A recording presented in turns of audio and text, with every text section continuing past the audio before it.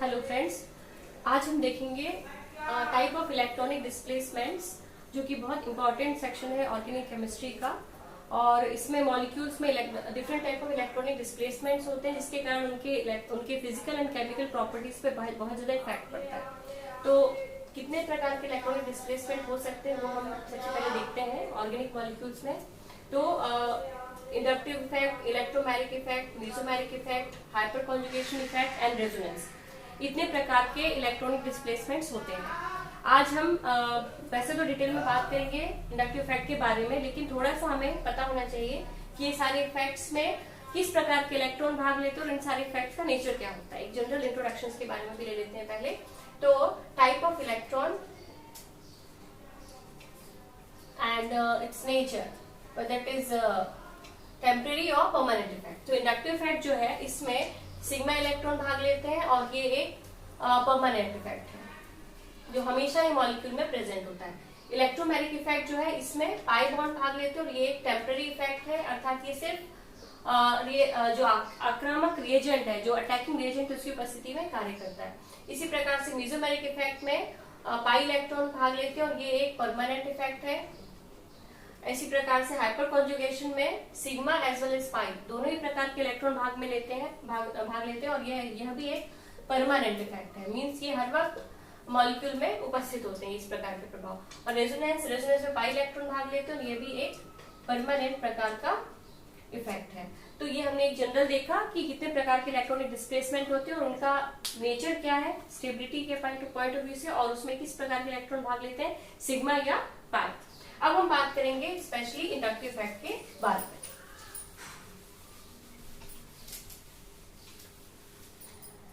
तो inductive effect बहुत ही important effect है ऑर्गेनिक केमिस्ट्री में, कोवलेंट कंपाउंड्स में। तो इसमें क्या होता है, तो इसे समझने से पहले हम ये समझते हैं कि अगर हम एक कोवलेंट लिंकेज के बारे में बात करें, कोवलेंट बॉन्ड के बारे में बात करें, तो कोवलेंट बॉन्ड को बनाने वाले दो इलेक्ट्रॉन होते हैं, और अगर उस बंध को बनाने वाले दोनों एटम अगर समान हो, अर्थात दोनों ही समान परमाणु के बीच में एक बंध बन रहा हो, तो उस अवस्था में जो कोवलेंट बंध के दोनों इलेक्ट्रॉन बीचों बीच होते हैं, दोनों एटम के जस्ट बीच में होते हैं। लेकिन अगर इस कार्बन से जुड़ा हुआ दूसरा एटम, अगर कोई जो दूसरा एटम है उसकी इलेक्ट्रोनेगेटिविटी इस कार्बन से अधिक या कम हो, तो उस कंडीशन में जो शेयर्ड पेयर ऑफ इलेक्ट्रॉन है यह उस एटम की तरफ शिफ्ट हो जाता है जिसकी इलेक्ट्रोनेगेटिविटी ज्यादा होती है। सपोज यहाँ पर जो X है ये कोई हैलोजन है, सपोज इट इज Cl, तो Cl की इलेक्ट्रोनेगेटिविटी जो होगी यह कार्बन से हमेशा ही ज्यादा होती है। तो उस कंडीशन में ये शेयर्ड पेयर ऑफ इलेक्ट्रॉन जो होगा वो इस X यानी कि Cl की तरफ शिफ्ट हो जाएगा। इस वजह से Cl पर पार्शियल माइनस चार्ज आ जाएगा, जबकि कार्बन पर पार्शियल प्लस चार्ज आ जाएगा। तो ये बात यहाँ ध्यान रखने की है कि इंडक्टिव इफेक्ट में जो इलेक्ट्रॉन की शिफ्टिंग है वो पार्शियल है, अर्थात कंप्लीट पेयर ऑफ इलेक्ट्रॉन की शिफ्टिंग नहीं हो रही है, पार्शियल शिफ्टिंग हो रही है। इस वजह से जो चार्ज जनरेट होगा वो भी आंशिक, यानी कि partial minus and partial plus charge create होगा, और उसकी वजह से जो मॉलिक्यूल है वो पोलर हो जाएगा, उसमें पोलैरिटी डेवलप हो जाएगी, वो एक न्यूट्रल मॉलिक्यूल नहीं रहेगा, जिसकी वजह से इसके बहुत सारे केमिकल एंड फिजिकल प्रॉपर्टीज जो होती है इस इफेक्ट की वजह से मॉलिक्यूल की चेंज हो जाती है या इफेक्ट हो जाती है। अच्छा, इसके बाद फिर नेक्स्ट हम देखेंगे इंडक्टिव इफेक्ट को हम शो करते हैं प्लस आई साइन के थ्रू, और जैसे कि हम पहले ही जानते हैं ये एक परमानेंट इफेक्ट है जो मॉलिक्यूल में हमेशा ही प्रेजेंट होता है, और उसमें सिग्मा इलेक्ट्रॉनों को इन्वॉल्व किया जाता है, सिग्मा इलेक्ट्रॉनों की शिफ्टिंग होती है, न कि पाई इलेक्ट्रॉनों की। अच्छा, अब तो एक आपको इसकी आइडिया मिल गया होगा कि इंडक्टिव इफेक्ट में क्या होता है कि कोवलेंट बॉन्ड में प्रेजेंट जो सिग्मा इलेक्ट्रॉन्स होते हैं वो अपने से ज्यादा इलेक्ट्रोनेगेटिव एलिमेंट की तरफ शिफ्ट हो जाते हैं, जिसकी वजह से कोवलेंट बॉन्ड का पोलराइजेशन हो जाता है। इस इफेक्ट को ही हम कहते हैं इंडक्टिव इफेक्ट। अब इंडक्टिव इफेक्ट जो है कितने प्रकार का होता है, तो इंडक्टिव इफेक्ट जो होता है वो दो प्रकार का होता है। It is of two type, plus I effect and minus I effect. I for inductive and it is of two type, plus I effect and minus I effect. Plus I effect कब होगा, plus I effect तब create होता है जब carbon से electron releasing group जुड़े होते हैं, जब कार्बन से कोई इलेक्ट्रॉन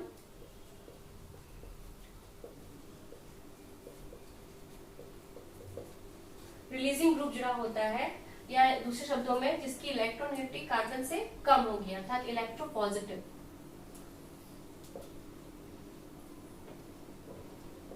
कार्बन से जब इलेक्ट्रोपॉजिटिव या इलेक्ट्रॉन रिलीजिंग ग्रुप जुड़े होते हैं उस समय जो इंडक्टिव इफेक्ट जनरेट होता है उसको हम बोलते हैं प्लस आई इफेक्ट। उसी तरीके से जब कार्बन से कोई इलेक्ट्रॉन विथड्रॉइंग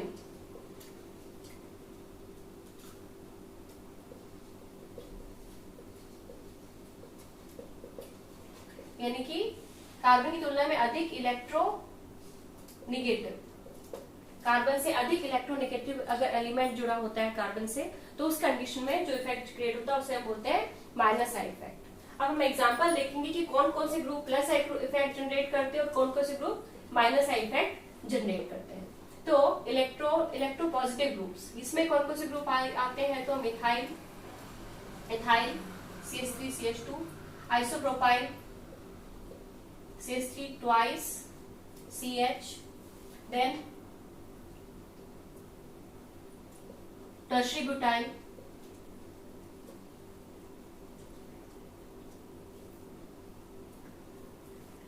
ये सारे ग्रुप जो है वो इलेक्ट्रोपॉजिटिव होते हैं और ये इलेक्ट्रॉन विड्रॉइंग में इलेक्ट्रॉन रिलीजिंग ग्रुप्स होते हैं और इनकी वजह से प्लस आई इफेक्ट क्रिएट होता है।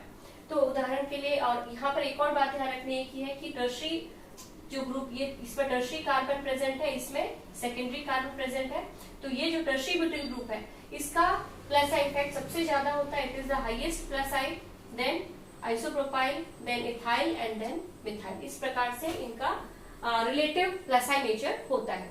इसी तरीके से माइनस आई ग्रुप्स कौन कौन से होते हैं, तो इसमें अधिक इलेक्ट्रोनेगेटिव जितने भी ग्रुप है वो माइनस आई होंगे, जो कार्बन से ज्यादा इलेक्ट्रोनेगेटिव रखते हैं। तो for example all halogens are minus I in nature, then NO2 यानी कि नाइट्रो ग्रुप, SO3H यानी कि hydrogen sulphide group, these all group are minus I in nature. Or even in halogen, if we see there is different type of halogen, F, Cl, Br, I. So F is the most minus I in nature because F की electronegativity सबसे ज्यादा होती है। F has highest electronegativity, so it will have maximum minus I nature, then Cl, then Br and then I. So this is the relative behavior towards minus I effect among halogen. And similarly NO2 is more electronegative, so and more electron withdrawing, so it will have more minus I. Similarly SO3H is more electronegative, more electron withdrawing, so it will have more minus I nature. So it was like the type of inductive effect and which groups involved in those types, उन types को कौन कौन से group create करते हैं, ये हमने देखा। अगला, अब नेक्स्ट हम देखेंगे कि माइनस आई इफेक्ट का क्या प्रभाव पड़ता है फिजिकल और केमिकल कैरेक्टरिस्टिक्स पे मॉलिक्यूल की। तो उसमें हम सबसे पहले देखेंगे कि माइनस आई इफेक्ट सबसे ज्यादा इफेक्ट करता है acidic and basic behaviour organic compound के। ऑर्गेनिक कंपाउंड में जो एसिड और बेसिस होते हैं उनकी अम्लीता और क्षारीयता, एसिडिक एंड बेसिक स्ट्रेंथ को माइनस आई इफेक्ट बहुत ज्यादा इफेक्ट करता है। तो ये कैसे होता है, सबसे पहले देंगे application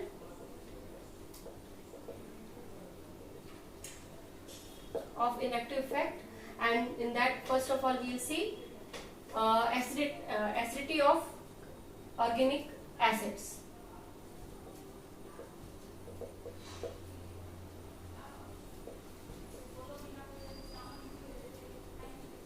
Organic acid or carboxylic acid. Basically we will talk about carboxylic acid in this category. So what are carboxylic acid? We all know carboxylic acid are RCOOH. This moiety is called carboxylic acid. And इनका structure क्या होता है, तो carboxylic acid is like RCOH double bond O. This is the structure of carboxylic acid. Now why this compound is acidic? ये compound acidic क्यों है? तो हमको पता है कि लेविस एसिड बेस कॉन्सेप्ट के अकॉर्डिंग ऐसे मॉलिक्यूल जो H+ आयन रिलीज करते हैं those are acid. So this carboxylic acid also releases H+ means proton, that's why it is acidic. Now how it releases H+ ion? So what is the ionization pattern of this carboxylic acid? So here what happens, this OH linkage gets dissociated to release H+ ion.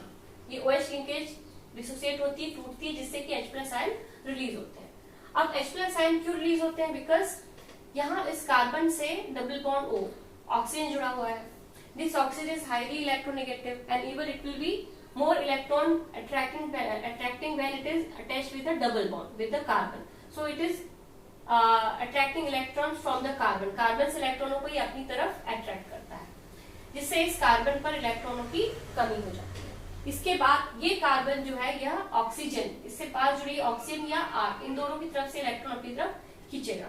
तो जब ये oxygen की तरफ electron deficiency पहुंचती है, when this electron deficiency reaches towards this oxygen, then this oxygen is highly electronegative and hydrogen is very low in electronegativity.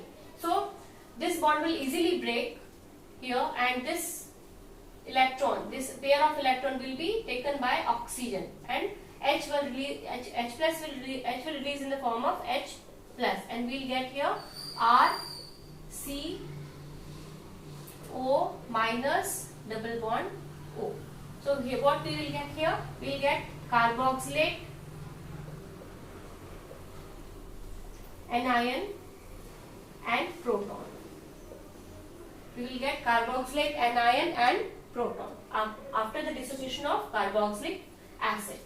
तो ये reason है कि कार्बोक्सिलिक एसिड क्यों एसिडिक होता है. अब ये जो कार्बोक्सिलेट एनायन है, यह अगर स्टेबल होगा, ये दिस अ रिवर्सिबल रिएक्शन, ये reversible reaction here carboxylate anion again reacts with proton to give carboxylic acid by any means. किसी भी वजह से अगर ये कार्बोक्सिलेट एनायन इस H+ से वापस रिएक्ट नहीं करेगा तो सॉल्यूशन में H+ यानी कि प्रोटॉन ज्यादा समय तक के लिए अवेलेबल होंगे और इस तरीके से एसिडिक स्ट्रेंथ भी उसकी ज्यादा होगी, ज्यादा समय तक के लिए वो एसिड की तरह बिहेव कर सकता है. तो ऐसा कोई भी फैक्टर जो कार्बोक्सिलेट एनायन को स्टेबल बनाएगा वो एसिडिक स्ट्रेंथ को बढ़ाएगा, क्योंकि उसके कारण से ज्यादा समय तक यानी कि मॉलिक्यूल मतलब जो सॉल्यूशन उसमें H+ आयन जो है वो अवेलेबल होंगे. अब इसकी स्टेबिलिटी में ये this portion is constant for all the carboxylic acid, this portion is constant, इसमें कोई भी चेंज नहीं होगा. तो अब यहाँ पर जो R है, this R plays major role in the stability of in the acidic strength of carboxylic acid या फिर stability of carboxylate anion. इसकी स्टेबिलिटी में या फिर एसिड की स्ट्रेंथ में जो मेजर रोल है वो कौन प्ले करता है? ये R ग्रुप प्ले करता है. ये कैसे होगा?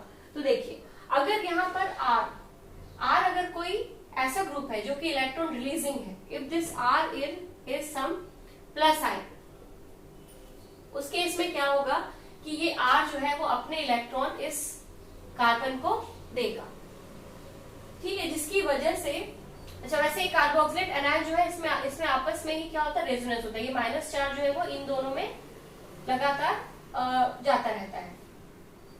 अब अगर यहाँ R जो है वो इलेक्ट्रॉन रिलीजिंग नेचर का होगा तो वो क्या करेगा? इस कार्बन को इलेक्ट्रॉन देगा, जिसकी वजह से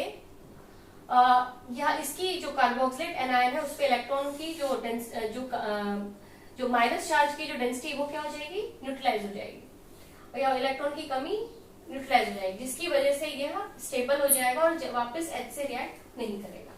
और इसको दूसरे तरीके से भी आप देख सकते हैं कि यहाँ आयनाइजेशन के समय भी आप देख सकते हैं कि अगर R को इलेक्ट्रॉन रिलीजिंग ग्रुप है तो उस कंडीशन में क्या होगा कि यह जो ऑक्सीजन की तरफ से कार्बन के पास इलेक्ट्रॉनों की कमी आ रही है, जो टेंशन क्रिएट हो रहा है इलेक्ट्रॉनों की कमी का, वो R+ इफेक्ट के कारण उसको काफी हद तक फुलफिल कर देगा, जिस वजह से ये टेंशन फर्दर O तक नहीं पहुंचेगा और इस कारण से OH बॉन्ड का डिसोसिएशन जो होगा वो स्लो डाउन हो जाएगा. इस वजह से अगर प्लस आई ग्रुप होगा तो OH बॉन्ड का डिसोसिएशन स्लो डाउन हो जाएगा, जिससे कि कार्बोक्सिलिक एसिड की स्ट्रेंथ भी क्या हो जाएगी? कम हो जाएगी.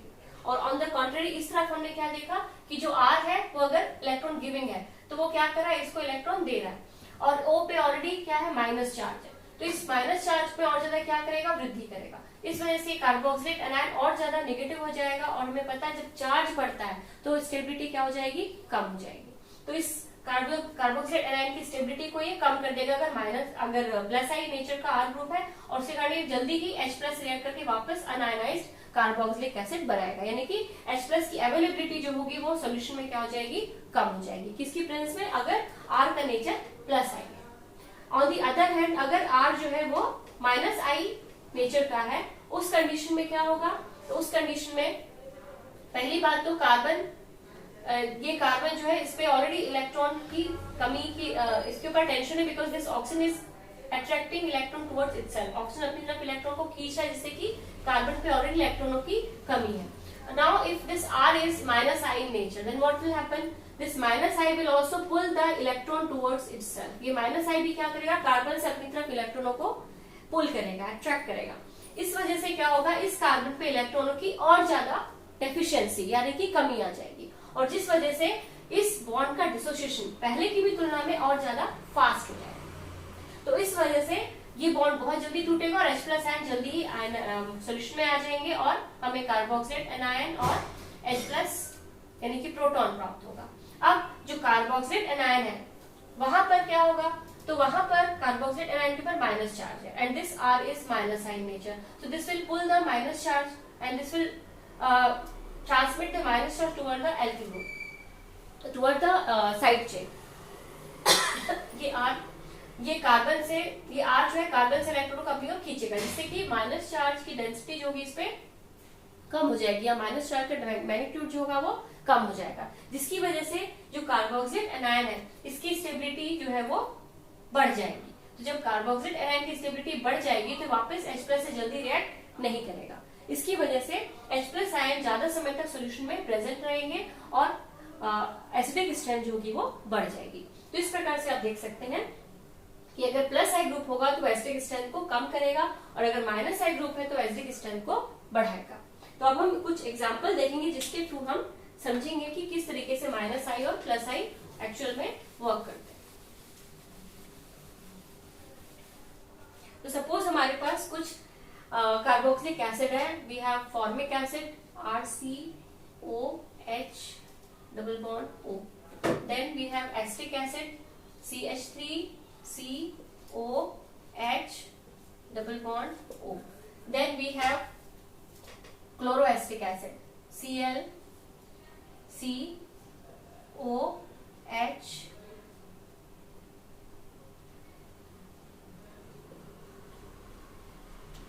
double bond O. And suppose we have fluoroacetic acid CH2FCOH double bond O. 1, 2, 3 and 4. So among these 4 compound, which is going to be more acidic, and what will be the order of their acidic strength? तो इसमें आप ध्यान से देखिए कि पहला example है formic acid. Formic acid में कोई भी एल्किल ग्रुप या कोई भी प्लस आई या माइनस आई ग्रुप प्रेजेंट नहीं है, तो इसकी जो एसिडिक स्ट्रेंथ होगी वह कार्बोक्सिलिक एसिड की एक नॉर्मल जो भी COH ग्रुप के थ्रू जितनी भी एसिडिक स्ट्रेंथ हो सकती है वो यह शो करेगा। जबकि एसिटिक एसिड में क्या है, एसिटिक एसिड में ये जो ग्रुप है CH3 that this is plus I, तो plus I will be giving electron releasing in nature, electron देने वाला होता है, तो ये स्लीप को इलेक्ट्रॉन देगा, जिसकी वजह से OH के आयनाइजेशन को ये कम करेगा। Here is Cl. Cl is minus I nature. So this will pull the electron from the carbon and this will enhance the ionization. Whereas F is more electronegative, so this will even more attract the electron and this will even more facilitate the ionization of OH bond. So the relative, if we will see the relative acidic strength of these 4 compounds, then we will find it is like CH3COH. The second compound is the least acidic because it is having plus I group, so it will be the least acidic. Then compound 1 because it has neither plus I or minus I group. Then it will be compound number 3 which has chloro. Chloro means minus I group, and then there will be 4th compound which has fluoro. Fluoro is even more minus I than Cl. So 4 will be the most acidic, then 3, then 1 and then 2. This will be the relative acidic strength of these 4 carboxylic acid.